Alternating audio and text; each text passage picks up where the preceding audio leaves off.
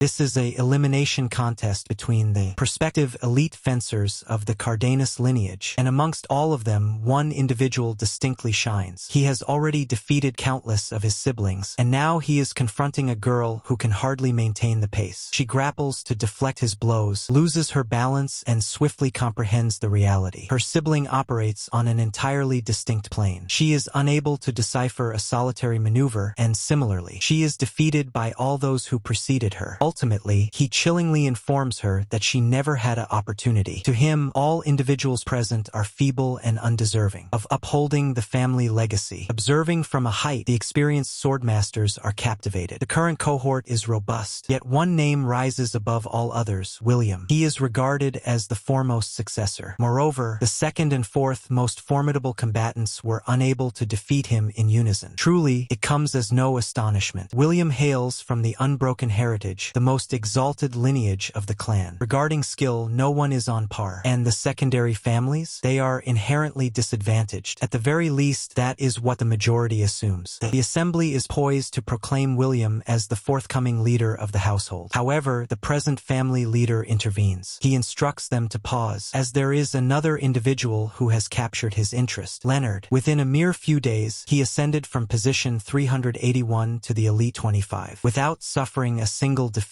and in contrast to William, he hails from a cadet branch. That fact alone renders his ascent remarkable. Ultimately, the Cardenas family is recognized as the most formidable sword lineage, residing in 7 orders of chivalry, and the most distinguished among them all. The Golden Dragon Order of Chivalry is composed of immediate offspring. Fighters are said to possess dragon's blood, born with golden-hued eyes and fair hair. At last, the two confront one another. William advances with a sly grin, ridiculing Leonard as if he has already arrived to capitulate. However, he isn't going to restrain himself, not in the slightest. As a formidable energy radiates around him, William emphasizes his point. He is on the verge of demonstrating to Leonard the consequences that arise when an individual from a faction boldly confronts the direct lineage. Their battle commences in an monumental clash of prowess and might, blades colliding with each other. Even though he stood as the finest among the Cardenas apprentices, William is simply being played with. Leonard doesn't even strike him and mainly evades. It feels as though Leonard is being guided by the essence of a more formidable, proficient swordsmanship expert. Their struggle continues with heroic interactions, capturing the interest of the educators, who are astonished by Leonard's distinctive combat technique. William mocks his rival for excelling in evasion. Leonard persists in his evasive tactics and thrusts, returning with a radiant glow. The top-tier elite competitor attempts to wield his aura blade, merely for our lad to evade them as well, commending William for his remarkable abilities. He's parading William around like he's a novice at dog walking, the entire time without even exerting effort. As Leonard realizes that his adversary is missing a crucial element, he possesses a deficiency in the discernment that is developed during encounters with mortality. Thus, he swiftly narrows the distance between them, embarrassing William for having hit his threshold. The onlookers observing convey their astonishment. It seems as though Leonard has transformed into an entirely distinct individual, engaging playfully with his meal, causing the leader of the apprentices to lose his composure. Rather of prolonging it, Leonard concludes this individual's suffering with a decisive cut, rendering him unconscious with just a solitary counterstrike. Although this type of skill would have been unattainable for his former self, he has ultimately regained all his recollections. For you understand, this individual is the vibrant embodiment of the formerly powerful sword sovereign Ren, whose blade was unmatched. Acclaimed as the mightiest sword sovereign, Ren traversed the path of the sword, decimating the heavens with a slash of his weapon, attaining a point where a single strike could obliterate mountains, earning him the designation of the sword sovereign with his personal weapon. Yet even attaining such heights failed to fulfill this individual until he confronted the celestial fiend directly, considered to be the most powerful entity of their time. In other terms, this is merely a confrontation between Gojo and Sukuna, albeit with blades. The legendary battle persisted for an unrelenting span of days. Run was compelled to propel himself beyond previously uncharted thresholds, transcending the limits of human capability. And the identical conflict succeeded in transforming the very landscape of the area where it took place. By the conclusion of the struggle, warrior Gojo Satoru discovered himself fatigued, and beneath the crimson-hued, boundless Tsukuyomi nocturnal canopy, the divine fiend loomed above him. Run was gasping for breath, pondering how on earth he had failed to triumph in this battle when his skill with the sword had attained mastery. mystery. That inquiry into the reason perpetually troubled him. For throughout this duration, even after battling tirelessly for days, the Sword Sovereign had failed to strike the celestial fiend even a single time. Reacting with delight, the invincible celestial fiend clarified that Ren had his principles wrong, mocking him for never truly grasping the purpose of the blade. The individual had merely dared him, wagering his own existence, so even in the celestial fiend's perspective, Ren seemed to be splendid, which is essentially identical to what Sukuna expressed to Gojo, by the way. Nevertheless, the Sword Emperor's naivety and insufficient comprehension of his weapon ultimately led to his own downfall. The notion that an individual of his caliber, the Sword Sovereign, was deficient in the essentials is, in Ren's opinion, nothing but disparaging banter. It may appear as patronizing, but in reality, the celestial fiend can solely recall Ren as a pitiful stray canine attempting to provoke him to such extremes. Furthermore, the celestial fiend was firmly convinced that this dismal defeat of the Sword Sovereign would etch his name in history as a vanquished foe, marking his ultimate legacy. Goodness, is it just me, or is Bro truly dismantling him with that S-tier provocation at this very moment? The celestial fiend abandoned him to perish, once again mocking him as the purported Sword Sovereign of the realm. It's not as though Ren had the ability to do anything either. The guy suddenly fell to the ground, comprehending how everything concluded so swiftly and effortlessly for him. Experiencing profound disrespect and remorse for the manner in which he wielded his blade, he longed for an opportunity for redemption, an existence in which he could alter the result of this contest, pondering whether that would enable him to slay the celestial fiend. And thus concluded the legacy of the Sword Sovereign Ren, one epitomized as the paramount downfall. However, concurrently, a fresh myth emerged and supplanted the previous one in an unforeseen twist of fate. The subsequent moment he regained consciousness, the man found himself within the Cardenas family's training regimen. Leonard urgently awakened on the ground, clad in number 381 as his initial placement. Ren had recently assumed control of his body, bewildered by what had transpired and puzzled as to why he continually recalled the identical dream. His companions were truly anxious this time, fearing that this fellow might have genuinely passed away for certain, while Leonard persisted in his astonishment, as though he was deprived of an aspect of himself he was unaware of. Their confrontation recommenced from the point at which they paused. One individual lunged forward with a powerful blow, seeking to exact some measure of retribution for the sudden fright he had instigated. Our lad didn't even contemplate his ensuing action and instinctively responded, intercepting the blow before it could make contact with his face. The unexpected capture astonished not only his rival but also the remainder of the guys. Even Leonard was unable to grasp at that moment why his physique started to respond as it did. He hadn't even summoned a single thought. The guy had effortlessly acquired Ultra Instinct from Goku. With the blow still grasped in his hands, the other individual resolved to implement decisive actions and brandished his wooden saber. He sought to humble the child whom he believed had landed the blow by mere chance. Thus, he elevated his armament and commenced striking it toward him. Our lad dodged the initial strike with a nonchalant twist, astonishing the child once again, demonstrating that the reflexes are not merely for display. Even at this moment, Leonard found it astonishing that his body was responding autonomously, as if he lacked any control over it. In response, our lad wielded his own weapon and chose to rend. This individual distinguishes himself by striking him in the midsection. The assault was so severe that it incapacitated Lil Bro on the ground with an agonizing ache. The other guys swiftly understood that this wasn't merely a coincidence, and instead started to consider that perhaps this blonde was deliberately toying with them from the outset. The present Leonard radiated with astonishing strength. The same youth who was once unable to defend himself has now evolved into an entirely distinct individual. The other classmates were panicking, yet one of them attempted to summon some bravery, inquiring what makes our lad so remarkable when they were the ones pummeling him to a miserable state earlier. Drawing his sword, the two of them resolved to team up and assault him in a Jujutsu Kaisen manner. Observing these individuals confront him, Leonard understood what was unfolding. He had engaged in these competitions previously. It was in this moment that he recalled fragments of his memories from his era as Sword Emperor Ren, and now that he possessed complete mastery, my friend began showcasing his strength with a powerful strike to one individual's abdomen, succeeded by an additional aerial swing and strike at the other individual, which may or may not have genuinely resulted in his demise. To be frank, Leonard fulfilled his obligations and addressed these fools, reminiscing about how he had consistently experienced these peculiar dreams, visions of a man flaunting luxurious flowing locks beneath the scarlet heavens, brandishing his blade. Throughout this entire period, he experienced immense pressure and torment from those recurring dreams, leading him to a profound identity crisis oasis where training became a source of anguish. However, after all this duration, he ultimately comprehends what is transpiring. The identical individual whom he constantly envisions, and the one whose recollections seem unavoidable to him, is Sword Emperor Ren from an alternate realm. Furthermore, he is the reincarnation of Ren, cast into this realm owing to Trakuan, securing him passage to an alternate existence. Leonard struggles immensely to accept that reincarnation is genuinely a reality, doubting whether his ultimate desire is for Ren to truly ascend to the celestial realm, granting him the opportunity for a fresh start. Although a sense of exasperation hangs over him, as his physique is nearly aching merely from wielding his armament, illustrating that he is currently lacking in physical experience. It is also due to the fact that the present Leonard has been honing the techniques of the Cardenas style. However, henceforth, he will rectify that by modifying his technique of sword fighting. Owing to his profound understanding of the methods from his former existence, Leonard aims to forge an infinite pinnacle of power for himself, disregarding the individual who facilitated the realization of his reincarnation aspiration. The former version of himself, the highly esteemed Sword Emperor, could not realize those aspirations. However, now as Leonard Cardenas, he shall forge a distinct destiny, leveraging all resources to his benefit to emerge as the most powerful Sword Emperor in this realm, eclipsing even his previous heritage. Setting that entire inspirational discourse aside, we return to the training fields of the Cardians clan. It has been stated that 3 children are so severely wounded that they are considered unfit for field training henceforth. The leading elite among the direct descendants appear largely indifferent to the students they have lost, confident that it will not diminish their prowess and that field training should proceed without disruption. But that's the fascinating aspect, because when these individuals discover that the youth accountable for bringing down 3 students is, in fact, number 381, they are astonished. Furthermore, it is noteworthy that he triumphed over them single-handedly. The standings of the students he overcame are also mentioned: 329, 257, and 133. Each of them ought to possess significantly greater strength than someone like Leonard, which leaves them perplexed as to how an utterly ineffectual student was able to bring them to their knees. Following this, if a gifted young man like that were to depart and align himself with an alternative faction, the dynamics would change significantly. The child who raises this issue is swiftly subdued by William, who caresses his visage for uttering something so despicable. The top-ranked individual possesses a fragile ego and disregards the opinions of some worthless scum. Upon learning about 381's performance, William commands his soldiers to assemble a contingent and compel Leonard to be brought here by force, harboring a curiosity to ascertain for himself if the child is genuinely that remarkable to them. We receive yet another recollection segment from the celestial adversary confrontation. The individual resolved to compose several messages for the ailing sovereign, should he ever find himself fortunate enough to be reborn. He disparaged Ren's failure to ascend to elevated dimensions solely because Ren established his groundwork in the internal disciplines significantly later than was appropriate. Among the 5 elements, the cornerstone and an individual's equilibrium with them are profoundly significant, and had he nurtured that foundation earlier in life, circumstances would have been markedly distinct. This is an essential recommendation that Ren clung to, and now that he has been reborn as Leonard, his foremost objective is to establish his groundwork at a young age. This is illustrated during his practice of meditation. Had he been able to initiate the establishment of his foundation at a young age rather than in his prime, circumstances would be significantly altered. Our young lad's primary goal is to establish a framework or a medium capable of containing mana at this moment. His profound focus is apparent as columns of mana spiral around him, and it genuinely yielded outcomes as Leonard triumphs effortlessly. During his tenure as Ren, he grappled excessively with controlling his inner strength, which only leads him to ponder the nature of the formidable lineage the Cardenas family possesses, making it appear so effortless. The setting transitions to the dining hall where pupils are gathering their meals. Leonard devours and relishes his dish, perceiving it as an opulent flavor. Nutrition is one of the most crucial elements during an individual's developmental stages, so he does not plan to restrain himself from any dishes. Suddenly, Bro's Digit is summoned as if he were a convict, and a gigantic figure of fat hovers behind him. Big Mac's remarks regarding the bout Leonard participated in yesterday cast doubt on whether the young man is as temperamental as he pretends to be. Despite the lean blonde usually consuming minimal amounts, at this moment he is voraciously feasting on the entire meal like a pachyderm. On the subject of pachyderms, this particular one is currently positioned at 7th place. Previously, it was resting at 8th. It genuinely astonishes me how this guy managed to break into the top 10 standings. He's even boasting about how he secured the rank recently, which assures Leonard that elevated roles can be attained through confrontations. Additionally, he inquires of the blob regarding its desires. Position number 7 guarantees him that he possesses something prudent to reveal, articulating that the environment surrounding us has been exceedingly harsh recently. The top-ranking scholars are taking substantial steps to broaden their respective spheres of influence. The first, second, and fourth positions are particularly energetic, to say the least. Yet this is not unfamiliar territory for our lad, who rises and acknowledges that he is already aware. Fair tresses and amber-hued eyes generally indicate the direct lineage of the Cardenas clan. In any case, he converses somewhat informally, and although the heavy-set individual appears to be rough, he genuinely desires for Leonard to exercise caution as those nearby are observing attentively. Our son doesn't wish to listen to a tedious essay and insists that he simply get to the crux of the matter. Individual number 7 is beginning to contemplate that this fellow has undoubtedly lost his sanity due to his increasingly peculiar behavior recently. Irritated, number 7 exclaims that there is a significant reason why these elite contenders have been engaging in expansions recently. The crux of the matter is that lower-ranked individuals cannot endure without collaboration. Once more, Leonard fails to grasp the significance of this situation or its direction, prompting the 7th ranker to elaborate that over 50 individuals have already capitulated to the dominance of the top contenders. Ultimately, there is no regulation prohibiting direct descendants from establishing their own coalitions or factions. And now for the central issue, it seems that the individual ranked 3rd is genuinely determined to establish his own group in conjunction with 7 and 9, and he has come to offer Leonard an invitation to assist them. Utterly anticipated, our young man delivers a firm rejection, affirming that he does not fit into any collective, yet he expresses great contentment in being aware of the circumstances, as it will aid him in the future. Number 7 is truly amazed by how this individual plans to endure independently, because declining an opportunity of this nature seems absurd for his position. Disregarding his foul breath, Leonard steps outside to breathe in some crisp air prior to bumping into yet another unforeseen meeting. A pair of students taunt him, inquiring whether he relished his meal. These two are prominently positioned on the ranking list, and the pair has arrived to forcibly capture the boy, claiming that their superior, Lord Number 1, is genuinely eager to meet Leonard. Exhibiting hubris, the scoundrel claims that he is bestowing a favor by pardoning him for the event. Furthermore, given that the lad has already declined 70's invitation, Lord 1 is increasingly intrigued by the prospect of meeting Leonard. The astonishing aspect is how swiftly the information reached William's attention, as just recently Leonard was conversing with his friend. Despite the fact that this entire situation appears to be a trivial squabble among youngsters, Leonard perceives it as rather intricate within this household. Once more, Bro is simply too awesome for these youngsters and dismisses them, expressing his lack of interest. That diva aura doesn't benefit him at all, as these individuals rush in with full force to compel him to yield, regarding him as an insignificant underling. Leonard merely looms ominously while proclaiming his authority, and in mere moments lunges directly at the initial individual, maneuvering the opening strike to set up a blow. With their proximity mere inches away, our young lad prepares his strike and savagely delivers a barehanded cross strike. His adversary is perplexed by how this fiend isn't even employing his blade to combat them. Oh, and incidentally, Leonard's earlier strike has already diverted this individual's blade, causing it to fracture. Now that he stands completely exposed, Bro delivers a devastating strike, thrusting his fist into this guy's abdomen, resulting in his rancor insignia becoming dislodged. Although the child is not a premier ranker, our son remains amazed by his commendable talent, which demonstrates potential in the heritage of the Cardenas lineage. Leonard gazes down at his opponent, mocking him for failing to grasp the reality that they are outclassed. Rather than retreating, the other individual believes he still has a chance to triumph, considering that he's ranked several levels above the comrade who was just defeated. As you can observe, he is positioned 98th on the rankings. Leonard is quite eager to discover his eventual outcome, so he opts for the velocity, aggressive by materializing directly behind him. This individual is completely rendered defenseless as before he could even pivot. The altercation concludes, sending his worthless emblem tumbling to the floor. During this confrontation, one individual is watching everything unfold from the window, astonished that the child is almost playfully engaging with individuals significantly higher on the ranking. It leads him to contemplate whether Leonard has deliberately concealed his power all along, despite the boy's history appearing quite evident. Oh, and incidentally, our lad is so astute that he succeeded in establishing direct eye contact with this cunning individual, a method to alert him that he is aware of being monitored. The watcher of the Fugureo trainees promptly scribbles his observations, contemplating that there could be several disturbances this year. He scrawls observations on 381's dossier and anticipates that the lad will demonstrate demonstrate his value in the times to come. Additionally, following his obliteration of number 98, Leonard's latest ranking is now officially below 100. The altercation triggered a disturbance, resulting in a multitude of pupils to pursue the arrival of number 98 at the practice field. The majority of number 1's minions are hurrying to locate this individual and apprehend him as they encounter the second one during their journey. The lady is astonished by the intense excitement and urgency surrounding this Leonard individual, who is extraordinary and has been causing a stir within the hierarchy. This is Verita Cardenas, the second in command to William. She ascends to the practice fields soon after this occurrence, only to find that every individual whom number 1 dispatched to eliminate the new 98 is already incapacitated. She speculates that Leonard might have defeated merely one of them, until a man was hurled in her direction, striking her hard from afar. In the meantime, our lad is relaxing here, while another individual attempts to approach him from the rear, pleading for him to cease being so obstinate and simply become a part of their faction. Leonard restates his response. He declines to assist someone who is as foolish as the present top contender. Dude is essentially taking it lightly, toying with rank number 25 as if it's of no consequence. Having achieved yet another resounding triumph, Leonard assumes the insignia of the 25th and asserts his recent role. Capitalizing on her chance to initiate a dialogue with him, Verita commends the emerging talent on her advancement. Leonard inquires whether she is one of them, to which she refuses and underscores that she can simply perceive the constantly circulating essence within his physique. It is captivating and throbbing with dynamic vitality, simplifying the explanation of how he achieved that position. Our young man perceives her sensory skills as rather intriguing, pondering whether she possesses a form of clairvoyance in her repertoire. For if she is capable of detecting such energy, thus Verita must inherently possess some form of mental vision characteristic. The imagination enables an individual to perceive and evaluate another's abilities, rendering it an exceptional assessment instrument against more formidable adversaries. It is an impactful characteristic, undoubtedly contributing to solidifying her status as the second-ranked. In the meantime, she's merely bewildered by his adamant refusal to engage in any collective involvement, contending that managing the training independently will be unfeasible. Incidentally, the individual himself, William, arrives at their modest meeting, considering it disloyal of Verita to divulge classified information. This is the individual who has been creating complications for our lad. William regards his subordinates as insignificant objects of refuse who couldn't even handle fundamental responsibilities such as this. For our son, the one remarkable aspect he observes about William is how the top ranking exudes an astonishing aura. Leonard approaches to engage in a significant confrontation with this individual. He had been intrigued all along by what distinguished the top-ranked individual as extraordinary. Displaying no trepidation, Leonard boldly dares him to a confrontation right here and now, a provocation that infuriates William as this individual is mocking him. The spectacle prompts Verita to chuckle uncontrollably. Discovering the boldness of this novice is quite intriguing, particularly when he has the nerve to express such remarks to a direct descendant of the lineage. Verita clearly indicates that number 25 has no intention of aligning with any group during their training session. William recognizes this and concurs. He merely arrived to witness firsthand what makes the child so remarkable. The leading competitor departs with a menacing statement, underscoring that Leonard will inevitably come to rue his attempt to instigate him. Our young man essentially adopts a nonchalant expression, reminiscent of Satima, as he lacks genuine concern. What matters to him is the awareness that there exists specific information exclusively held by these heirs, that there exists a form of concealed instruction involving the establishment of factions. This suggests the possibility of a collaborative training session scheduled for tomorrow. In the subsequent scene, we encounter Chief Instructor Bruno, who inquires to verify whether all the trainees are assembled. His junior guarantees him that all is transparent, aside from the arrival of an atypical ranker. The lead educator is fascinated by this unexpected shift and seeks additional information. Thus, his junior reveals that the newcomer is practicing independently with no desire to participate in a team setting. Bruno considers it quite odd for an individual to adopt hazardous methods, although the objective of the field exercise is specifically to carry out an evaluation in the expansive woodland of the Cardenas family. This identical preparation necessitates the collection of sustenance and refuge to achieve independence in one's capabilities. The evaluators were also informed about a restriction on group size, which resulted in the establishment of 4 factions overall. The most prominent and powerful faction is guided by William, the topmost skill. The second most substantial cohort is associated with Verita. Squad C is comprised of apprentices who lack direct connections to the family. Ultimately, Lastly, Squad 4 aims to operate through tactical operations.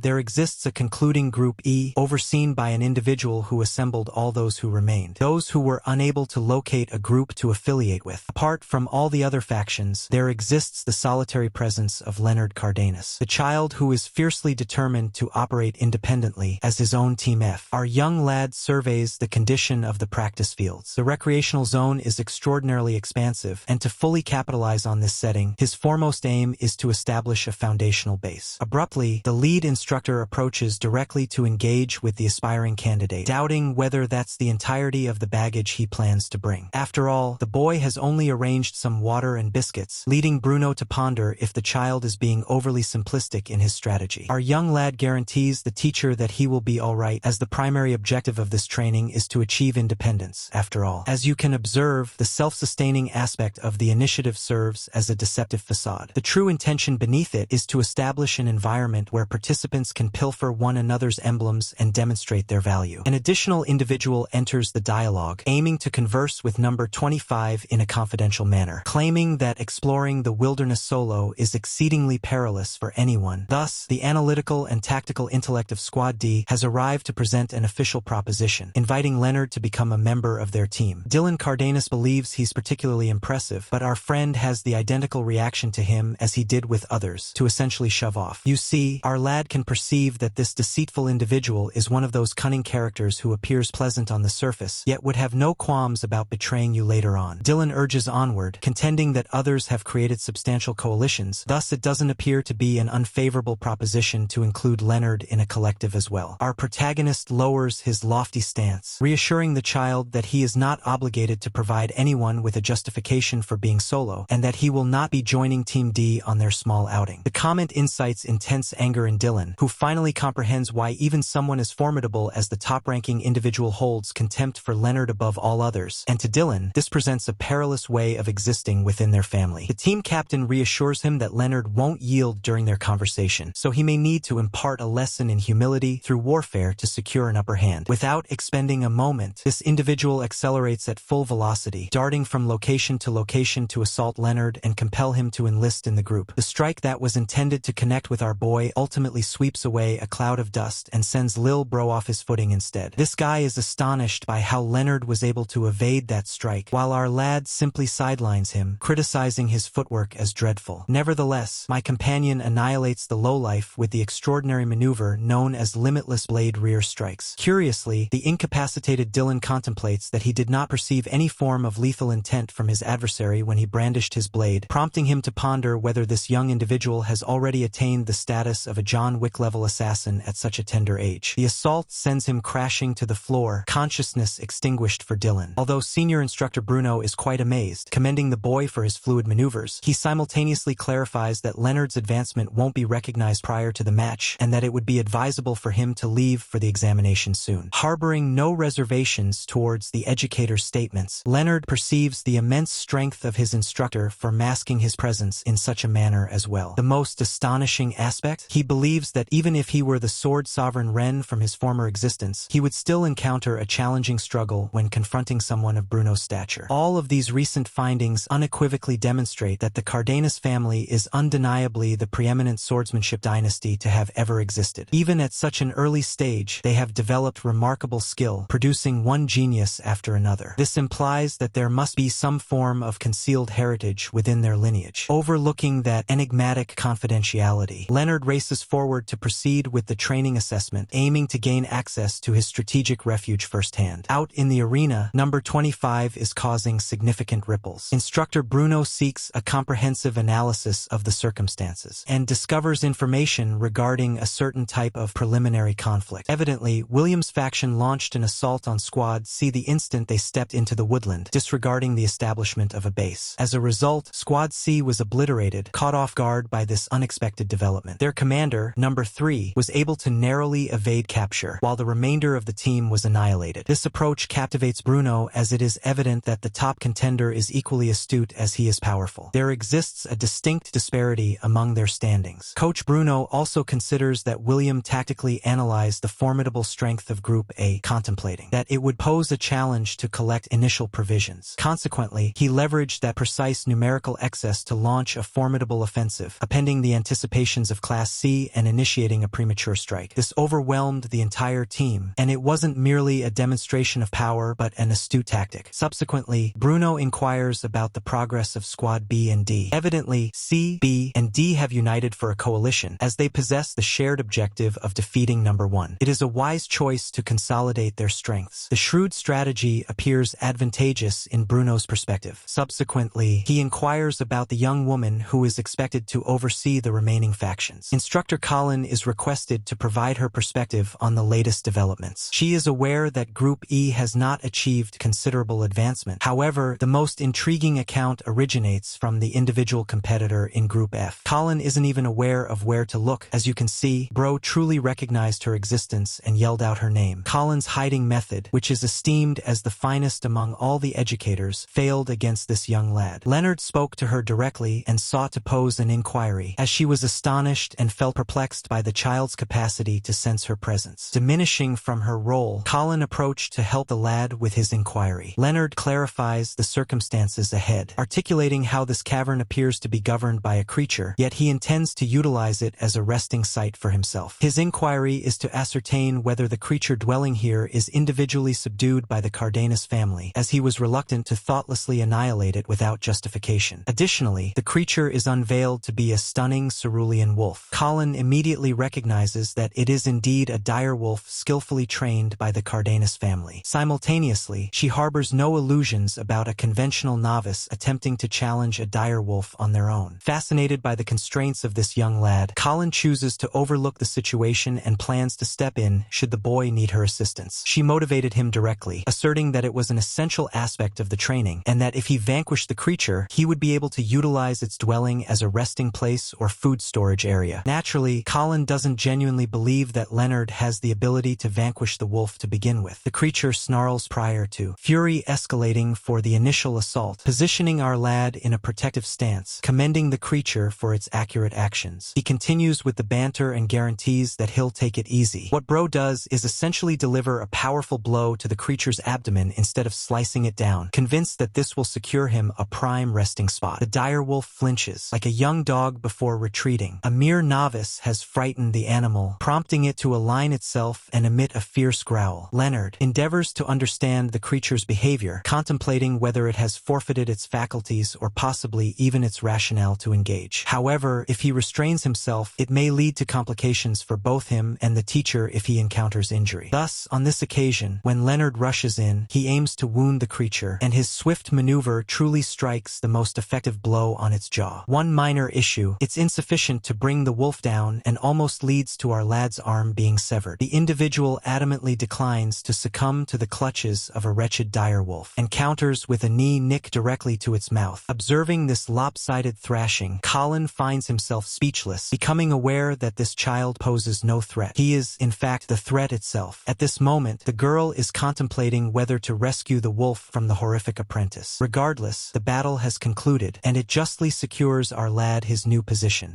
But here's the amusing part. Following his one-sided victory over the direwolf, he surprisingly transforms the creature into his adorable little companion. A single command to take a seat results in this object to remain compliant and even to roll upon request as well. The two have established a remarkable connection. Colin is standing there perplexed, trying to comprehend what just occurred. She is unable to comprehend how a single apprentice exhibits such remarkable assertiveness in his actions that an individual like him succeeded in surpassing a direwolf entirely on his own. She conveys that he subdued the beast as a demonstration of his talents, thereby legitimizing the connection. Except the wolf will not be permitted for use in battle. However, movement is acceptable. This significantly enhances the convenience for our son, who guarantees the educator that he will not employ it to inflict any damage. Leonard considers one of his methods to be quite beneficial and resolves to adequately instruct his novice. They depart together in search of sustenance. However, it is noteworthy to observe an abrupt divergence in the path, indicating the division of two factions. Our lad directs the adorable Fluffball to seize anything on his side of the street that could be beneficial. Consequently, they both disperse in various directions in search of resources. Aside from that, we return to a scene featuring William, who has just annihilated another faction, presenting himself as a genuine behemoth on the combat field. The top-ranked individual openly regards these pitiful souls as a group of worthless contenders within the clan clan that are irredeemable. Furthermore, he is irritated that they are permitted to possess such emblems, and guarantees the vanquished individual that he will effectively dispose of the child during their subsequent meeting. Even a whole contingent from Group E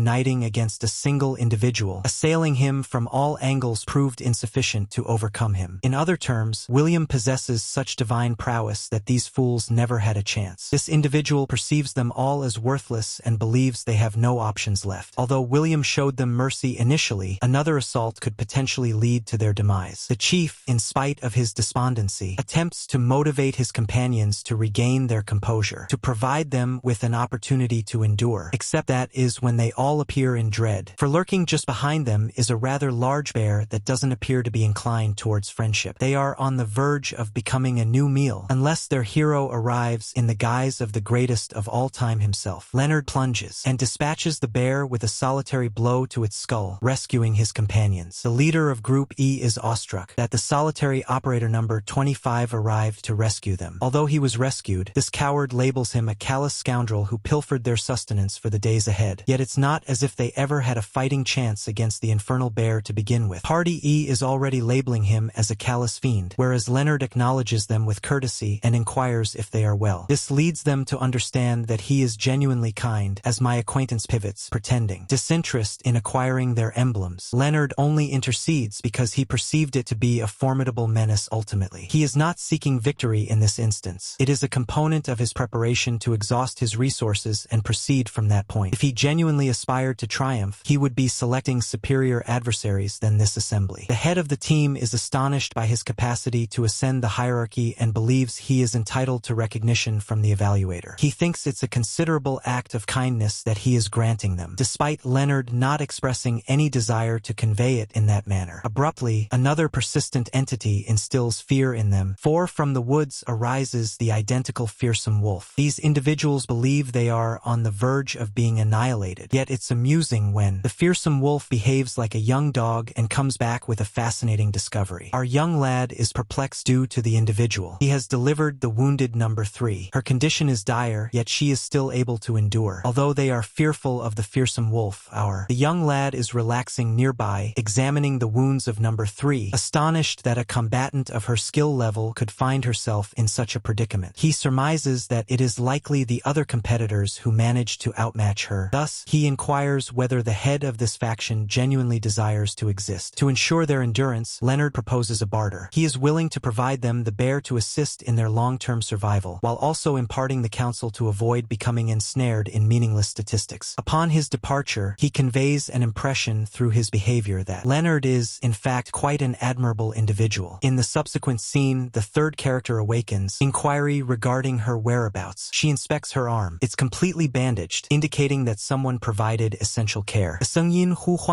Prompting her to hastily exit and assault the individual from whom it originates. Our young lad or a ranch by deflecting the strike as if it didn't even affect him, and is astonished that her leg is improving. He encourages her to recuperate while she insists on retrieving her badge. It's somewhat perplexing as Leonard gazes at her bosom, suggesting that the emblem is already present. This causes the young woman to become flustered due to her hasty assault. Thus, she expresses her gratitude for being rescued, contending that she will not relinquish her badge. It's splendid because our lad never meant to claim it initially. He simply desires for her to devour this mouth-watering feast and relish the experience. The young woman is touched by his kindness. Ren was once an adult in his former existence, thus perceives it as an obligation to nourish any child at any given time. He then inquires about the origin of her injuries. The girl refuses to admit encountering any creatures. A wrathful visage engulfs her as she describes how they were attacked by William's faction soon after establishing their camp. The contest was concluded for them even before it commenced. The clash was an unbalanced slaughter, and even an individual ranked third was powerless to intervene. Leonard realizes that it's apparent how one faction prevails over the other. It's a contest of figures with varied tactics at play. William skillfully handled the cards and set up an ambush, and for young individuals who are inexperienced in battle and strategy, devising tactics is a challenging endeavor. He also discovers that the wounded arm is a result of number 1's actions at 2, as he possesses an even more fearsome strength than Verita at number 2. Our young man attempts to soothe her by stating that her team merely lacked the power to challenge the rival squad. However, she feels exasperated that they weren't even given an opportunity to retaliate. It astonishes admonishes the ex-sword sovereign that this young girl possesses remarkable, resilient determination in spite of her heartbreaking defeat. This merely illustrates that she is destined to evolve into an extraordinary combatant in the times ahead. However, at this moment the situation appears grim, and Group E, along with Group D, is fated to decline as well. She believes that it is feasible for the remainder to establish a coalition. However, Leonard contends that numerical advantage will not assist them in this situation either. Even with the establishment of several coalitions, Squad A will merely accumulate additional triumphs and secure victory through that means. Certainly, there's also the possibility that William anticipates the partnership and has already devised a contingency plan. Leonard is truly astonished that these young individuals are employing I and Akoji tiers of tactics merely to outwit one another. Our lad devises a meticulous strategy to exploit the vulnerabilities of Willama's faction. His objective is to concentrate all efforts on exerting pressure on the primary target. Ultimately, the team revolves around him. Thus, if they can eradicate the primary motivating factor, the foundation and keystone of the group, the remainder will swiftly dissolve into a disarrayed throng, creating disorder for the predominant group. The positive aspect: this young woman is already fiercely determined to pursue retribution. Thus, he urges her to have even greater faith in his strategy. In spite of her reluctance, she chooses to appoint him as her team leader, pledging complete allegiance to his objectives. The woodland trail is typically a serene location, yet today it is bustling with the burdensome gear and orderly arrangement of Group A. As the Academy's finest, an aura of assured triumph accompanies them as they proceed. William Cardenas, the highest achieving scholar, guides the team alongside a dark-haired companion who encourages him to remain calm. The exceptional pupil contends that as long as they uphold their present speed, victory is assured, a sentiment William reiterates by observing that the outcomes will be evident shortly. Abruptly, the ambience alters. William perceives an elusive entity in proximity. He promptly gestures for his forces to cease. Positioned steadfastly on the trail with his wooden practice sword, the antagonist of our hero speaks to the woods. He concedes that concealing oneself is a clever strategy for the feeble, yet proposes that capitulation is the more sensible choice when victory is unattainable. He insists that anyone concealed in the bushes reveal themselves. In reply to the provocation, Dylan Cardenas emerges steadily from the foliage alongside his team. He is astonished that William detected their presence, humorously referring to him as a regal lion with an acute sense of smell. Verita Cardenas approaches to stand alongside William, while she ridicules Dylan by implying that his nose resembles that of a canine. William gazes contemptuously at the lesser-ranked pupils, asserting that those in the upper echelons can effortlessly decipher the musings of the common folk. He denigrates Dylan's intellect and conveys astonishment that an individual of such a diminished caliber would have the audacity to confront him, referring to him as a blemish on the family reputation. William shifts his focus to Verita, inquiring whether she consistently relishes in her air of superiority. She merely unsheathes her wooden sword with a grin, likening William to a peacock instead of a canine. This affront triggers William's rage, and he aims his firearm at her, asserting that his demeanor merely reflects the respect she lacks as an inept female. The strain dissipates as the two factions clash in a fierce explosion of velocity. The force of their wooden armaments is so formidable that it nearly fractures the ground. Recognizing a chance, a senior female member of Squad E initiates a supplementary assault from the side, commanding her troops to obliterate Squad A. In reaction, Number 5 shouts for his top-tier members to strengthen their defense and maintain the position. The woodland explodes into a colossal tumultuous skirmish as teams F and E inundate the distinguished defensive perimeter in a desperate clash. Amidst the turmoil, Verita battles to maintain her ground against William's formidable strength. Each time she deflects, her wrists pulsate from the sheer force of his strikes. She strives to utilize her mental vision to identify a flaw, yet William manifests as a warped, monstrous figure that her extraordinary vision is unable to comprehend. He is just excessively swift and remarkably powerful. With just one hand, the highest-rated student dominates her armament. Dylan attempts to leap in from the rear to rescue her, but William responds immediately. He seizes Dylan's blade with his unprotected hand, splintering the timber prior to unleashing a savage strike that propels Dylan into the air. Verita observes William's back laid bare following the strike and propels herself forward, believing she has ultimately found a chance. Nevertheless, she halts in midair upon realizing his stance is overly intentional. She comprehends too late that he intentionally left his vulnerability exposed to entice her. William proceeds with astonishing swiftness, overwhelming her before she can execute her strike. He ridicules her, observing that even her distinctive eyes aren't flawless, as her motions appear sluggish to him in contrast contrast to number 25. With a forceful concluding strike, he brings her crashing to the earth. Towering above the prostrate Verita, William proclaims himself the victor of the training exercise. He instructs her to concede, convinced that no one can triumph over him. As he asserts his triumph, a voice interjects, deeming his decision hasty. Leonard strides into the open glade, nonchalantly tugging the unresponsive form of number 5 by the collar. Verita is astonished to encounter him, yet Leonard merely flings the distinguished pupil at William's feet. William is astonished and inquires about what the youth he regards as lesser is doing there. Leonard clarifies that he is merely reciprocating for what William did to his team. When William chuckles and remarks that Leonard shouldn't possess a team at all, Leonard serenely clarifies that although he initially lacked one, circumstances have shifted. A thunderous clamor reverberates from the woods, capturing William's focus towards the hillside. A substantial contingent of learners from teams F and E is advancing aggressively toward the location of Team A. Our protagonist articulates that this represents the uprising of those whom William regarded as insignificant. A retrospective unveils the circumstances that led to this event. Previously, Team E had effectively pursued a colossal wolf, which provided them with the means to endure. Leonard and the third individual moved towards the jubilant assembly to propose a partnership. Even though the commander of Team E believed they were insufficiently strong to assist, Leonard questioned that perspective. He urged them not to be constrained by their ranking positions, as they all underwent the same demanding Cardinist instruction. Leonard's reasoning is that due to their similar rates of development, numbers merely serve as labels. He highlights that although only a handful of individuals exhibit distinct characteristics, the foundational capability of the majority of students is almost indistinguishable. He utilizes himself and the girl with blue hair as illustrations, demonstrating how she ascended from a collateral lineage and he ascended from the depths through relentless determination. He shouts at the indecisive chief, clarifying that their issue isn't a deficiency of power, yet a deficiency of bravery and the conviction to have faith in themselves. By reaching out with an offer of collaboration, Leonard persuaded them to unite with him in toppling the leader. In the present moment, number 3 positions himself on a boulder and rallies the group, urging the students to capture triumph in honor of the individual who had faith in them. William is appalled that she would collaborate with individuals he deems lesser, but she rebuffs him. She remembers how Leonard intercepted her kick with his unprotected hand and elucidates that his actions are significantly more polished than William's. She didn't collaborate with an inferior. She pursued someone more powerful. She indicates that although William may be formidable, his team is presently being defeated by her group. Witnessing the shift in circumstances, Verita bursts into uproarious laughter. She chooses to yield and requests to become a member of Squad F instead. Dylan mimics the action, kneeling to demonstrate that he would prefer to be defeated by Leonard than by William. Our main character, Rivales, remained isolated, seething with anger as his companions abandoned him. He attempts to resonate with their familial pride, but Leonard counters by reminding him that all present share the same lineage. William's gaze quivers with fury as he directs his blade at Leonard, unwilling to acknowledge the circumstances. He insists on a confrontation immediately to demonstrate the disparity in their power. Leonard doesn't waver. He adopts his personal fighting posture, with mana materializing around his sword. Wearily grinning, he urges William to approach, revealing that he had planned to conclude the battle in this manner from the outset. Peering through an enchanted gateway, the fair-haired leader contemplates whether the premier student will maintain his standing or if our emerging talent will reverse the situation. As Leonard and his adversary advance, the clash of their wooden swords generates a tremendous shockwave, indicating to the commander that he is observing the emergence of a prospective leader. William promptly takes the initiative, unleashing a relentless onslaught of powerful and swift blows that compel our protagonist into an entirely defensive position. The sheer force of these strikes is sufficient to tire anyone's arms merely from defending, yet Leonard stays concentrated. While exchanging strikes, William secretly derides the youth, considering his actions far too predictable for an individual of his caliber. Nevertheless, William abruptly alters his technique, pivoting from a warped and unnatural trajectory that takes our main character off guard. This unconventional method is precisely how William triumphed over the second-ranked pupil previously. Yet as the battle progresses, Leonard starts to adjust. The leader is astonished to observe that our protagonist is genuinely perceiving these intricate methods in real time. It is an accomplishment that even the top-tier elites were unable to achieve, particularly for an individual lacking an inherent characteristic. Through examining the power behind every blow, Leonard understands that his adversary isn't merely depending on strength. He concludes that William's concealed ability is psychokinesis, an imperceptible energy that enables him to deliver tremendous destructive force in swings from positions areas where an ordinary person should not be capable of producing power. Due to this unseen benefit, William can challenge conventional wisdom, initiating assaults that would surprise even a seasoned novice. When the dual edges intersect in a deadlock, William understands that our associate has uncovered his hidden truth. He is exasperated and insists on understanding why Leonard has concealed such immense power all along. Our main character refrains from providing a verbal response, opting instead to allow his blade's actions to convey his message as a golden emblem materializes, representing his preparedness to battle as a genuine affiliate of the House of the Sword Duke. In retaliation, William intensifies the confrontation by employing his psychokinetic abilities to initiate extended-range energy strikes. Leonard is briefly astonished by the variety of these assaults, recognizing that the highest position was not merely for appearances. As William conjures a tremendous essence of azure energy to conclude the battle, our protagonist comes to the conclusion that his present physique is insufficient to confront that unrefined external strength head-on. He is also aware that he ought not to attract excessive notice by employing his own prohibited methods. Thus, he concludes that the sole remedy is to depend on sheer swiftness and accuracy to eliminate his opponent. Accelerating swiftly, Leonard evades a blow strong enough to splinter a tree. From the periphery, Verda and Dylan observe in astonishment. Verda finally comprehends why she had such difficulty confronting William previously, becoming aware that his unseen characteristic was concealing his genuine actions. Although Dylan initially believes that Leonard is merely fleeing, the leader perceives the reality. Our associate is deliberately trapping William, gliding like a hunter that is leisurely ensnaring its quarry. Out of nowhere, Leonard manifests right inside William's defense. Frightened by the rapidity with which the gap was bridged, William can merely observe in astonishment as Leonard presents a conclusive strike that triggers a substantial detonation. The force propels the foremost scholar into the sky, sputtering blood. As he reclines in the hollow, William experiences a profound sense of authentic danger, observing a phantom depiction of a harbinger lurking behind Leonard that symbolizes his pervasive murderous drive. Ultimately, our main character lowers his blade, and William concedes loss. As the other learners stand speechless or lamenting over forfeited wagers, the ambience between the two adversaries shifts. William straightens up and genuinely expresses his gratitude to Leonard. He elucidates that defeat has ultimately liberated him from the stifling burden of his father's aspirations and his own fixation on being the mightiest. He admits it was an excellent contest and grips Leonard's hand as a gesture of authentic admiration. The leader wraps up the outdoor exercise, pleased with what he refers to as an excellent yield. He observes that Leonard was the sole individual who genuinely grasped the objective of the endeavor, which pertained to leadership and strategy as much as to warfare. As the group admires how Leonard transformed the lesser-ranked teams into a victorious force, the leader instructs them to get ready for the journey back. He additionally directs to reach out to the primary residence, announcing that the moment has finally arrived for the maturation ceremony. Subsequently, beneath the expansive celestial canopy, Leonard passes his last evening in the woods, cherishing a serene moment with the enormous azure wolf. He tenderly caresses the animal's snout, articulating that he must depart the next day and cannot bring the creature along. Perceiving the wolf's melancholy, he presents a poignant smile and assures that this isn't a lasting farewell. Given that he plans to come back once he is more powerful, he inspires the wolf to become strong enough to accompany him on his forthcoming expedition. As he departs, the wolf emits a succession of howls directed at the glowing moon, and our main character decides to finally bestow a fitting name upon the beast when they ultimately come together again. The setting shifts to the subsequent day within a traveling carriage where the atmosphere has altered dramatically. In spite of their earlier competition, William is presently seated alongside Leonard, while Dylan, Verita, and the third girl occupy the seats across from them. The collective is astonished to discover that they are sharing a journey, yet they justify their presence with a blend of intrigue and newfound admiration. Verita confesses that she trailed the standout of the training session, while Dylan merely wished to engage with the individual who ascended from the lowest tiers to the pinnacle of success. William, although evidently vexed by the noise, has directed his concentration exclusively on Leonard to deliberate the subsequent stage of their learning. With the practical training concluded, the heirs of Cardanus are now required to partake in the blood awakening ritual. William clarifies that their family harbors distinct internal organs that ordinary humans do not possess, and the ceremony serves as a rite intended to awaken them. This disclosure clarifies the reason for their former instruction being confined to fundamental topics. The genuine effort commences only once these organs are operational. Upon being roused, these manacores grant an individual the ability to harness energy with significantly enhanced liberty. This is precisely additionally why the Academy prohibited external enhancements such as spirit fruits or stones, as the emphasis must be placed on cultivating this innate strength. The dialogue discloses that following the conclusion of this ritual, the apprentices will become part of the youthful dragon order. This is a distinguished elite division dedicated to practical combat training and customized programs for each individual learner. Leonard is astonished to learn this, as the honor of knighthood has not yet been disclosed to the public. The elites clarify that the mana cores vary from individual to individual in terms of both characteristics and quantity. Although a solitary core is regarded as the pinnacle because of its exceptional training effectiveness, possessing additional cores is perceived as a significant encumbrance, as each supplementary core demands increasingly greater resources and concentration to maintain equilibrium. Pentacore is regarded as the most unfavorable result, demanding 25 times the exertion of an individual core. Regrettably, the event unveils that Leonard is, in fact, a pentacore. Meanwhile, William takes great pride in his uncommon single-core designation. Leonard comprehends that his journey will be regarded as a disappointment by his contemporaries. He privately mourns that society perceives his hereditary gift as a burden, despite the fact that his swordsmanship skills are unparalleled. Nevertheless, our protagonist recognizes this as a concealed prospect. Utilizing insights from his previous existence concerning the 5 elements, he realizes that if he can integrate these 5 fundamental elements into a cohesive stream, he can attain levels that a solitary core user could never conceive. Regardless of the prejudice associated with his fundamental tally, Leonard's performance attracts the attention of Commander Fabian from the youthful dragon knighthood. When Leonard steps into the grand chamber, Fabian is instantly struck by the youth's commanding demeanor, observing that he has attained an advanced degree of fulfillment without even employing aura. Leonard serenely contends that authentic martial arts are forged with both the spirit and physique rather than merely relying on sheer force, an emotion that prompts the leader to chuckle with joy. Owing to this remarkable demeanor and evident proficiency, Fabian bestows upon Leonard a distinguished grade designation, emphasizing that skill is more significant than fundamental totals. As an element of this exceptional consideration, the leader bestows upon Leonard a dimensional pouch brimming with provisions and bestows upon him the uncommon privilege to select his own training venue. When our main character inquires about the location most appropriate for his present abilities, Fabian guides him to Calabagos. This distant, wild isle is recognized as an unrestrained expanse so perilous that even seasoned warriors frequently abandon it. It is a location teeming with fiendish creatures of the highest caliber and a harsh atmosphere. Yet Leonard embraces the challenge with resolute gaze. He understands that the challenge of pentacore training is merely a question of employing the appropriate technique. Moreover, the seclusion of the isle serves as an ideal setting to enhance his fundamental cores and covert knowledge. The expedition concludes as Leonard traverses a mystical gateway and reaches the thick woodlands of Calabagos. As he starts to maneuver through the colossal trees with his provisions on his shoulders, an enigmatic raven-haired individual clad in a verdant mantle materializes quietly behind him. The individual presents himself as Bradley, a distinguished senior knight from the Basilisk Squad. Leonard courteously presents himself, encouraging Bradley to guide him further into the woods to a more appropriate site. While they stroll, Bradley elaborates that the isle is inhabited by novice knights and counsels the protagonist to demonstrate deference to his elders. However, he points out that a particular regulation prohibits these senior students from obstructing first-year newcomers. For this reason, Leonard understands he doesn't inherently have to feel daunted by the more senior inhabitants. Bradley ultimately delineates the agenda for the upcoming year, clarifying that the initial half will serve as a phase of safeguarding under his supervision, while the subsequent 6 months will shift into a formal training phase. Following this, our protagonist will be anticipated to thrive independently. Bradley guides the man to a chamber nestled within a tree, observing that although he typically wouldn't offer lodging, Leonard's unique position warranted this arrangement. He elucidates that for all other matters, including provisions and resources, Leonard needs to be independent by utilizing spirit stones as a medium of exchange. When our main character inquires about the distinction between the two eras, Bradley clarifies that the safeguarding phase entails proactive assistance, whereas the training stage concentrates chiefly on preventing fellow students from assaulting him. He further elucidates that although confrontation is anticipated, taking lives is unequivocally forbidden. Prior to Bradley's departure, Leonard requests an evaluation of his supplied assets. Upon inspecting the satchel, Bradley is astonished to discover 3,000 spirit gems and 100 potions for each attribute. He understands that even for a top-tier student, this represents an astonishing level of riches, indicating that the commander is profoundly committed to the young man's success. success. Bradley pauses to clarify that spirit stones are mana-imbued minerals utilized to enhance a cultivator's internal potential. He observes that with such an abundance of resources, an individual core user could attain the 10th tier, and even a pentacore user like Leonard ought to be capable of achieving the 5th tier. This transitions into an informative analysis of the 5 primary domains of martial arts. Initially is the corporeal modifying domain, where mana is utilized to enlarge the internal cavity. The second domain is the external energy sphere, which encompasses emitting refined mana as an aura. The third is the realm of transcendence, where a combatant hones their distinctive identity. The fourth is the realm of demigods, enabling an individual's inner visions to materialize in the tangible universe. Ultimately, there exists the celestial domain, a realm of divinity attained solely by the familial progenitor Cardinus. Bradley grows noticeably exasperated at the reference to doubters who question the ancestral tales, deriding them as simpletons who would remain subjugated were it not for their forebears' triumph over the malevolent serpent. Once the clarification is complete, Bradley directs our protagonist to initiate his mana development and leaves him solitary in the chamber. Leonard grasps a rock and understands that due to the dense ambient mana on the isle, the process of absorption ought to be relatively effortless. Fortunately, he is fortunate as he has already perfected these methods in his past existence. Due to his prior experiences, his advancement is exceptionally rapid. Within mere hours, his muscles start to radiate warmth as he attains the 3rd level of cultivation. He estimates that he might attain the 5th level within a single day. However, he is concerned that this swift advancement will appear questionable to the educators. At first, he contemplates retreating to the mountains to conceal his development, but he alters his perspective. He chooses to embrace the story of being an extraordinary intellect to guarantee that his abilities are not squandered. In the meantime, other trainee knights outside his chamber admire his commitment, observing that he has not appeared for more than 6 weeks. They speculate that he is having difficulty attaining the 5th level, which they deem the essential minimum for existence on the island. These elders ultimately set out to pursue prey, jesting about their own meager abilities in contrast to the formidable creatures in proximity. Following 6 weeks of isolation, Leonard ultimately surfaces and searches for Bradley to ask for an authentic metal sword. Bradley is initially doubtful, charging the young lad with developing hubris following a brief period of instruction. To demonstrate his advancements, our hero executes a crushing blow that fragments a colossal rock. Bradley is astonished to observe that a pentacore participant has truly attained the 3rd level in merely a month. To challenge the boy's determination, Bradley unleashes a frightening infernal crimson aura that briefly engulfs Leonard. Pleased that the novice has retained his sense of prudence, the experienced knight presents a scabbard blade. He cautions our protagonist that he must compensate for the armament with spirit gems should it be misplaced or damaged. Equipped with his fresh sword and a chart, Leonard discovers a site indicated by a skull and chooses to explore it. Bathed in the glow of a luminous full moon, he reaches the Grove of Echoes, where a horde of creatures lurks in the shadows. These beings are referred to as hobgoblins, classified as E2-level dangers that saturate the atmosphere with an ominous aura. As one creature gazes into the darkness, a keen knife swiftly slices through the atmosphere, showering it with crimson before there's a chance to respond. Our main character strolls serenely through the forest, wielding his blade, appearing entirely incongruous in such a savage setting. He observes that despite the precision with which he dispatches his foes, the scent of blood is inescapable. As another hobgoblin leaps from the shadows, Leonard sprints ahead with astonishing swiftness. He slices through several creatures at once in one seamless motion, vowing to dispatch them without any superfluous suffering. As the final being perishes, a pearlescent, diamond-shaped gem materializes from its torso. Our protagonist seizes the artifact, clarifying that upon the demise of these beasts, they expel their inherent mana as spiritual gemstones. Positioned in a glade strewn with the remnants of his adversaries, the youth acknowledges that he has amassed nearly 100 inferior stones in a single day. Although this is a satisfactory gathering, he understands that he cannot anticipate substantial further development in this area, as the Forest of Remnants is inhabited solely by the feeble who have been ousted from the natural hierarchy of survival. Abruptly, he halts his stride as he perceives a change in the ambience. He detects an aroma that is completely distinct from the goblins, recognizing it as a hillock. Since the creature is not even making an effort to conceal its existence, the swordmaster comprehends that the monster perceives him as an effortless target. He grasped his handle firmly and assumed a crouched fighting position just as a two-legged wolf-like entity wielding a colossal iron axe springs forth from the foliage. Leonard provokes the creature to approach him, and the beast reacts with a thunderous bellow as it brings its axe crashing crashing down with sufficient power to shatter the ground. Even though it appears that our main character has been squashed, he truly maneuvers with such accuracy that he ultimately positions himself behind the creature entirely unscathed. The wolf-like beast snarls with appetite, yet Leonard stays concentrated, examining its stance. The creature lunges once more, brandishing its axe in a broad sweep that generates a formidable shockwave. Our protagonist springs into the air to evade, understanding that the fiend's capacity to alter its assault trajectory mid-swing signifies a frightening degree of strength. He determines that this is not a typical mound. Although a standard hillock is classified at D1, this crimson-eyed creature has advanced even more. Leonard designates it as a nimble entity classified as a D3 level menace. Rather than feeling fear, a malevolent grin spreads across his visage as he understands he ultimately possesses an opportunity for some valuable instruction. The agricultural mound radiates an ambience following in its wake, yet our individual glides with effortless elegance, assured that these unpredictable assaults will always miss their mark. He evades a lateral strike that sends sparks cascading against his blade and observes as the creature plunges its hatchet deep into the earth. Noticing the armament lodged in the earth, Leonard identifies a pivotal opportunity. Given that the beast's dense musculature and skeletal structure shield its physique, he aims for the neck, which continues to be susceptible. He charges ahead and executes a forceful jab into the creature's neck, initiating a colossal detonation of mana. As the debris calms, the agricultural mound crumbles into fragments, revealing a sizable violet gem. Leonard is delightfully astonished to discover a mid-tier spirit stone, which holds the value of 100 low-tier ones. He understands that if beings of this magnitude inhabit this place, his inner vitality will expand at a significantly quicker pace than anticipated. He concludes that he has no further obligations in the woods for the time being and makes his way back to his lodgings. Subsequently, perched with his legs crossed in his arboreal dwelling, Leonard assimilates the mana akin to a maelstrom. He is astonished to discover that he has already attained the 10th level of physical conditioning. Nevertheless, he perceives a possible issue. If a Pentaker user such as him attains this degree of accomplishment in just a few months, it will attract excessive unwelcome scrutiny. He starts to contemplate whether there is a method to amass additional resources without being conspicuous. Beyond his entrance, 3 seasoned apprentice knights clad in dark attire have been monitoring him for the past 3 months. They are concerned since the young lad has not ventured outside even once. The silver-haired chief of the team articulates that they endeavor to be the initial welcoming figures the newcomer encounters. He is convinced that in a distinguished establishment such as Cardanus, establishing a rapport with the highest achieving student is a potent political asset that holds greater value than any superficial association with a lesser-known family. He propels a fair-haired upperclassman named Hayden in the direction of the exit, imploring him to at least acknowledge the young man. Hayden falters ahead with a pail of fish and ice, beckoning to the novice and cautioning him that he must consume food to advance in his training. He glances through a fissure in the door and observes Leonard nestled in the gloom. Yet with not a single noise, Hayden grows anxious and proposes they depart. Within the chamber, our central character observes their departure and understands they were merely assessing the circumstances. Nonetheless, he distinctly observed Hayden's visage through the opening in the door and devised a scheme. He deduces that although his swift advancement might raise eyebrows, the prowess of a veteran who has resided on the island for a decade would go unchallenged. Drawing upon his recollections as the Blade Sovereign, Leonard opts to employ a prohibited masquerade method known as inverted application art. This ability enables him to control his facial veins and muscles to alter his visage. Abruptly, his characteristics dissolve and reshape until he flawlessly morphs into Hayden. He contemplates the peculiar nature of employing a method he previously utilized as a sovereign merely to conceal his authority as a scholar. He gets ready to adopt Hayden's persona temporarily, poised to traverse the island unseen. 3 months have elapsed since Leonard commenced his seclusion on Calabago's island, and he presently discovers himself maneuvering through the thick mist of the Bone Mountain Marsh. During his stay in this barren location, he has discovered that the fundamental principle for endurance is recognizing that he is entirely isolated. Since every being in this dim habitat harbors lethal toxins and the capacity to conceal themselves within the foliage, our protagonist must proceed with utmost care. He is aware that if he lowers his vigilance for even an instant, he will be consumed by the serpentine lizard folk that pursue him. Underneath the frothy emerald water, a standard lizard man poses a serious maritime menace, rendering them considerably more perilous than the Agenol he encountered earlier. Given that these creatures are plentiful, he opts to conclude the confrontation swiftly to prevent being overwhelmed. He propels a tree limb with forceful energy. Power roar and plunges towards a being, slicing through it in one unmistakable strike. Upon his descent onto a nearby boulder, Leonard becomes aware that the commotion from his assault has inadvertently disrupted a significantly greater entity. A colossal troll grasping a rudimentary spear rises from the marsh and looms above him. In spite of the being's formidable dimensions, the swordmaster stays composed as he perceives that the creature's actions are rudimentary and devoid of any structured instruction. He vanishes from view and materializes behind the behemoth, concluding the battle with a solitary blow. As the troll tumbles, it relinquishes a vibrant spirit gem. By receiving this award, Leonard observes that he has now accumulated 1,500 medium-quality spirit stones. He determines that the overall mana present in this chamber is more than sufficient to advance to the subsequent phase of his cultivation in a single attempt. Surpassing a significant threshold is a vigorous procedure that generates a surge of energy. Our main character is presently at the 10th level of the physical enhancement domain and persists in employing his animosity and concealment to elude detection. Nevertheless, he understands that advancing to the subsequent realm will unleash an overwhelming amount of mana, making it unfeasible to keep his advancement concealed on the island. Consequently, he starts seeking an isolated area that can contain the mana detonation and offer protection from the weather. As I navigated through a drapery of tendrils, he uncovers a concealed valley brimming with vegetation. He is astonished to discover a meadow of uncommon ethereal herbs that possess a significantly greater mana absorption capability than spirit stones. He observes a burly troll patrolling the meadow, yet prior to the creature being able to respond to his arrival, a colossal alabaster werewolf springs from a precipice and assaults. Leonard observes from the darkness as the two creatures clash in a fierce battle over territory. He is astonished as the troll possesses the ability to control numerous tons of soil and rock, whereas the wolf-like being evades with the swiftness of a flash. Recognizing that this fundamental conflict will not be resolved swiftly, he perceives a chance to stealthily approach a cave opening situated behind the creatures. He deduces that if a troll of such stature is safeguarding the vicinity, there must be immense riches within. Upon stepping into the shadowy passage, he observes that the noises of the conflict beyond abruptly disappear. This stillness renders the cavern an ideal location for his discovery, as the walls inherently obstruct sound and mana variations. Further within, the passageway leads into an enormous hall dominated by a splendid tree radiating with brilliant golden illumination. Leonard is perplexed by the abundant number of average-quality spirit herbs flourishing at the base. As he attempts to make contact with the tree, his fingertips glide against an unseen mana shield. This safeguarding barrier clarifies why he was unable to perceive the colossal energy of the gilded tree from the exterior. He believes this tree is of superior quality or possibly something even more mythical that the troll fails to fully comprehend. Just as our main character readies himself to initiate his momentous discovery, he perceives an entity lurking behind him. The injured troll from the entrance has trailed him into the cavern, oozing blood from its confrontation with the werewolf. Owing to the cave's distinctive mana-restraining attributes, even the swordmaster failed to perceive the being until it was right behind him. Fortunately, the creature is profoundly exhausted and its injuries remain unhealed. The ogre bellows in fury and pounds its fists against the barriers, resulting in the cave opening's collapse. Leonard understands that the creature deliberately ensnared them both to guarantee that the intruder cannot flee. Instead of feeling anxious, he perceives this confined area as perfect for an ultimate showdown. He unsheathes his blade as an immense surge of mana envelopes him, prepared to confront the guardian and seize the cavern for his passage to the next dimension. While he confronts the injured troll in combat, Leonard employs his swiftness to perpetually shift, leaping from one location to the next. He meticulously analyzes the creature's assault strategy and begins to contemplate whether it has already acknowledged the significant disparity in velocity between them. The troll, on the other hand, continues to hurl boulders in a heedless fashion, which the protagonist narrowly escapes each time. Leonard becomes anxious that even one solitary stone could bring him down in an instant. As a result, he chooses to avoid taking unwarranted chances and intends to conclude the battle with a singular, definitive blow. He endeavors to accomplish this by wielding his blade with accuracy, yet the creature proves to be more cunning than anticipated and endures the assault by utilizing the nearby soil and stones to shield itself. The creature doesn't halt its pursuit and swiftly pivots. It unleashes a blazing fist aimed precisely at the location where Leonard had been positioned, yet the young lad successfully evades the assault once more due to his keen reflexes and remarkable swiftness. At this juncture, he is entirely convinced that this creature had triumphed over the lycanthropes due to its ability to wield dual elements. Now that the creature has commenced unleashing fire strikes, Leonard understands that merely bridging the gap will no longer suffice. He continues to evade the assaults while contemplating an alternate approach. As he casts his eyes upon the fiercely blazing inferno, he realizes that even a fleeting encounter could scald him severely, resulting in him becoming a feast for the creature. He is currently concentrating on identifying a vulnerability or flaw that he can take advantage of if he aims to triumph over the troll. Leonard meticulously watches while evading each approaching blow, until he ultimately detects a gap near the troll's wounded limb. He swiftly races towards it, alights on the creature's limb, then leaps upward and strikes its throat before retreating. As he rotates rearward in a pristine somersault, he swiftly pursues by charging in once more and attacking the left portion of the creature's torso where a profound injury is already evident. Leonard thrusts his weapon directly into the creature's core, wishing this will ultimately conclude the dispute. However, just as the gemstone interior starts to fracture, the troll abruptly ignites in flames. Our protagonist understands that if the creature detonates while he remains this near, he will incur substantial harm. Regrettably, he lacks sufficient time to flee and becomes ensnared in the explosion. The detonation hurls him across the vicinity until he collides forcefully with a tree, then collapses to the earth while expelling blood from the mouth. The blaze surrounding him expands swiftly, and he swiftly realizes that the whole cavern will be consumed by fire in mere moments. He begins to contemplate his alternatives, decisively dismissing the notion of depending on any external assistance. At the crucial moment, he remembers having heard that ascending to a superior dimension could rejuvenate his corporeal form and potentially replenish his energy. Without delaying a moment, he swiftly seizes the spirit gems situated beside him and begins to assimilate their vitality, exerting himself in a bid to penetrate the subsequent dimension. His physique commences to mend as a tremendous surge of vitality courses through him. However, that still seems insufficient. He promptly approaches the adjacent ethereal herbs and begins cramming them into his mouth consecutively, compelling himself to assimilate every ounce of vitality they hold. Once his preparation is finalized, he takes a seat and commences his meditation. The influx of mana surpasses his thresholds as the pentaker commences to spin simultaneously. Leonard senses that all his vitality is converging into a singular essence, nearly as if his former heart is being substituted with an entirely fresh one. In some way, he succeeds in penetrating into the subsequent dimension just in the nick of time.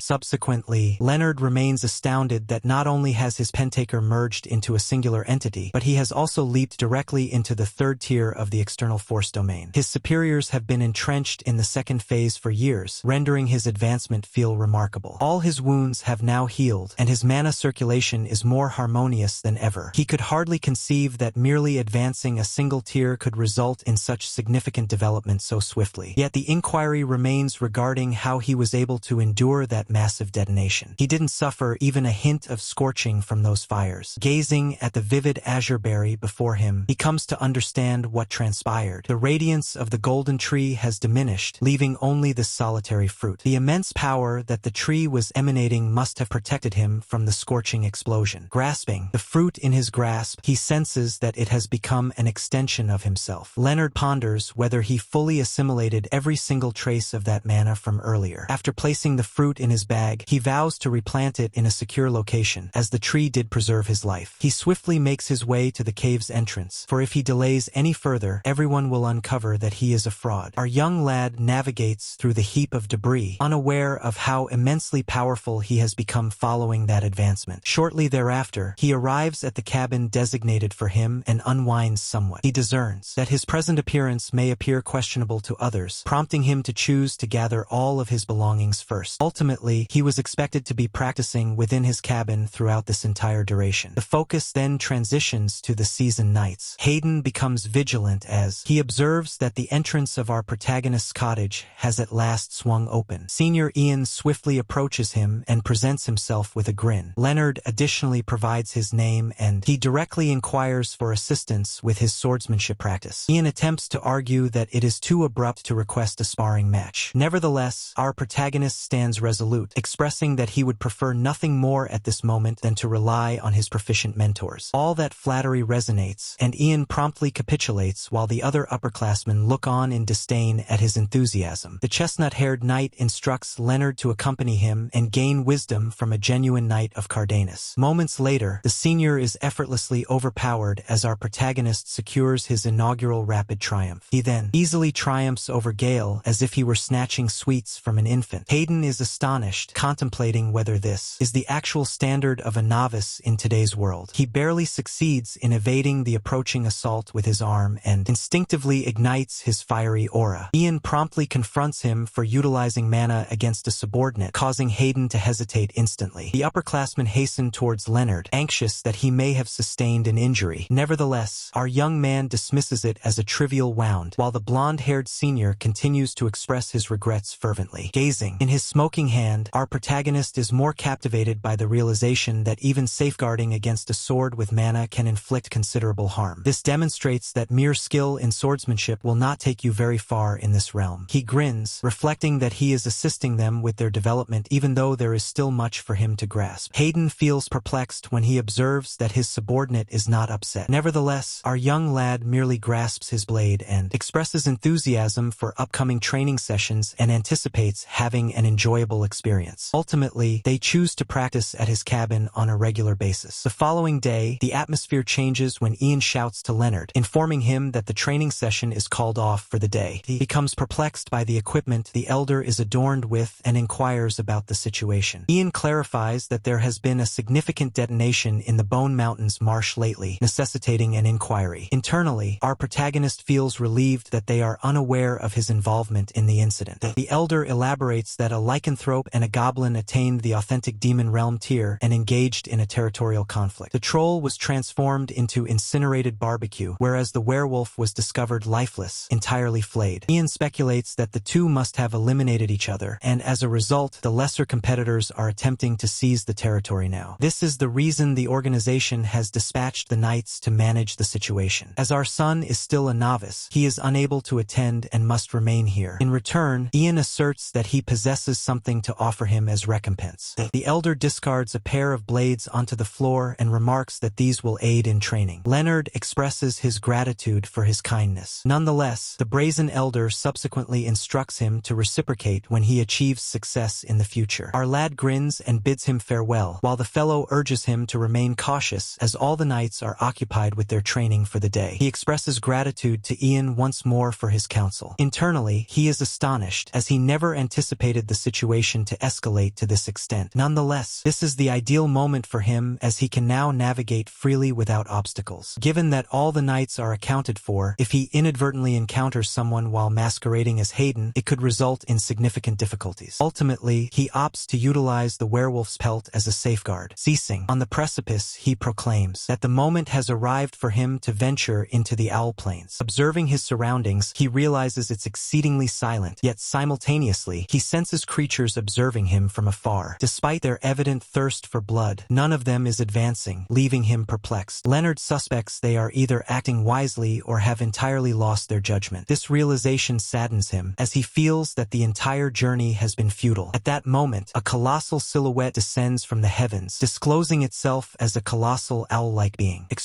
Removing his hood, our lad inquires with the owlbear if it is the initial contender of the day. For him, this is truly ideal timing, as he was eager to experiment with his newfound abilities regardless. In the meantime, on the opposite side of the island, a cluster of individuals strives to make their way toward the coastline. Their commander declares that they have already suffered the loss of 2 individuals to the ocean. Emulating a fervent cult leader, he instructs the others to perceive it as a moral in selflessness and commitment. The individual in reference is a lethal sect adherent recognized as Kurge's Fifth Shade. He rallies them, proclaiming that their allies sacrificed their lives in vain, and commands them to accomplish the mission at any cost. The Fifth Shadow commands them to proceed and apprehend the Cardenas newcomer intact, in order to reveal what renders his lineage so extraordinary. As they part ways, he issues one last directive to exhibit no compassion, even if the objective is merely a child, labeling the Cardenas as nothing but malevolent. Shortly thereafter, one of the intruders becomes detached from his unit. The individual is instantly rattled by the sheer number of A-tier beasts that are traversing this isle. As he is merely a low-tier combatant, confronting them isn't even a possibility. Thus, he is compelled to continue fleeing. It unsettles him, prompting him to ponder why the Cardenas would venture into such a perilous location.